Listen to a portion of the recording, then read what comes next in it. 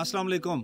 मैं परवरिश की फ़ेज़ 2 की साइट पे खड़ा हूँ जी। तो आपको अपडेट दिए चले कि एक साइड पे जो सेक्शन है अल्हम्दुलिल्लाह डोर लेंटर तक काम मुकम्मल हो गया है। तो इन्हीं कमरों के आगे जो बरामदा बनना है उनकी खुदाई का सिलसिला भी जारी सारी है। तो हमने जो 6 लाख हमें जो बंदे चाहिए एक 100 रुपया डोनेट करें ताकि ये हमारे 250 यतीम बच्चों की रहाइश बन जाए। उस हवाले से आपको अपडेट दिए चलूँ कि 14,800 यूनिट्स अभी तक लोगों ने डोनेट कर दी हैं। 5,85,200 यूनिट्स अभी डोनेट होने के लिए बाकी हैं। एक यूनिट की कीमत 100 रुपये है। अगर आप भी इस कार खैर में बढ़ चढ़ के हिस्सा लेना चाहें तो आप लाजमी हमसे रब्ता करें। इसके साथ साथ आपको अपडेट दिए चलें कि इंशाअल्लाह सुम्मा इंशाअल्लाह इसी हॉस्टल की जो मस्जिद है, मस्जिद अक्सा, उसका हमने नाम सजेस्ट किया है।